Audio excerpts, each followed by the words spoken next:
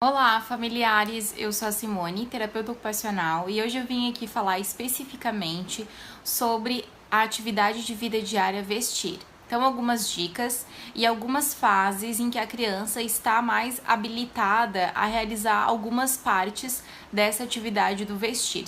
Então, essas habilidades, elas são desenvolvidas de uma maneira natural, né, ao longo do desenvolvimento da criança, mas existem algumas crianças que têm uma necessidade em a gente estar dando uma atenção para essa questão do vestir, né, que são crianças que se perdem um pouco na parte da frente, na parte de trás da roupa, tem uma dificuldade na hora de estar colocando o zíper, também tem dificuldade na hora abotoando algum vestuário, então a gente precisa dar uma atenção melhor. Então, hoje eu vim aqui trazer algumas dicas pra gente treinar isso com as crianças. Então é muito importante que a gente aproveite momentos em que a gente tem um tempo maior, que a gente consiga dedicar uma atenção mais direcionada para a criança. Então é legal que não tenha horário, que a gente realize isso talvez no período da noite, mas não que a criança esteja muito sonolenta, mas que a gente tenha um tempo grande pra gente dar toda a atenção pra criança e não fazer isso sem pressão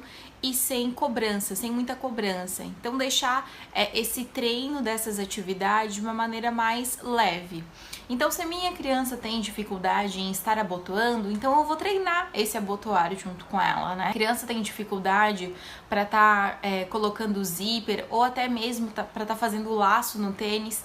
Então é legal que a gente faça isso, treine essa atividade junto com a criança, mas que a gente tenha um tempo hábil para estar realizando isso, sem pressão. É legal que a gente faça isso junto com a criança, mas que a gente não faça por ela. Então é legal que a gente mostre como que é os movimentos do braço e das mãos para estar realizando aquela atividade. Então é interessante que, por exemplo, que você tenha uma camisa com botões e que a criança tenha outra, e que você apenas mostre para ela como que se realiza isso, e não que você faça com ela. Você pode demonstrar, né, primeiro para a criança, dar um modelo de como se realiza e depois solicitar que ela realize do jeito dela. E aí, indicando, eu acho melhor você segurar assim, né? Olha o movimento que tem que fazer, tem que segurar o botão aqui tá a casinha do botão, a gente tem que colocar ali dentro.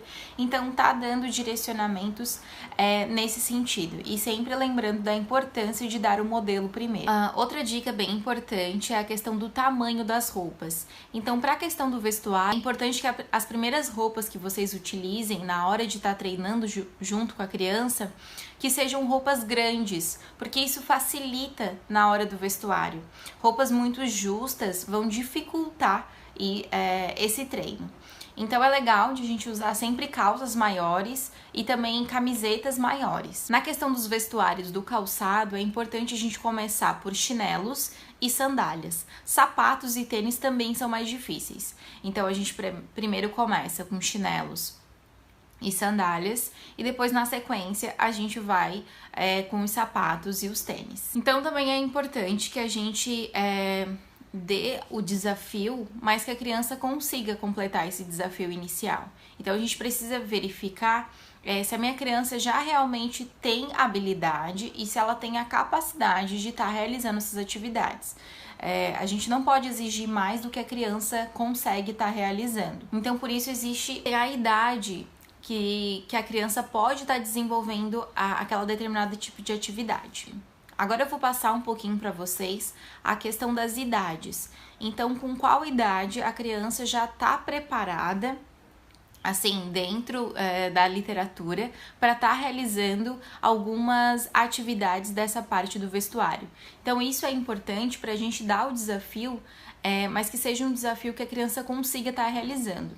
Isso a gente deve avaliar de criança para criança. Então é importante que a gente avalie na nossa criança quais são as capacidades que ela já desenvolveu, né? Quais as potencialidades que ela apresenta, e tá dando novos desafios aos pouquinhos, para evitar a questão de frustração e não exigir além do necessário. A 1 ano de idade, a criança já consegue estar realizando o direcionamento tanto dos braços quanto das pernas na hora do vestuário.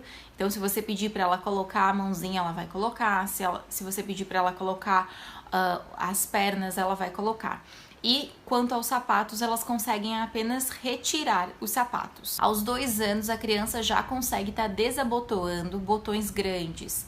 Ela também consegue estar despindo calças mais largas e também tá tirando tênis e sandália quando já desabotoados ou desamarrados. Aos 3 anos, ela já consegue abrir e fechar alguns zíperes. E também na questão do calçado, ela já coloca o calçado, mas ela ainda não consegue estar amarrando ou abotoando o calçado. Aos 4 anos, a criança já consegue estar colocando o casaco, mas com um pouco de auxílio.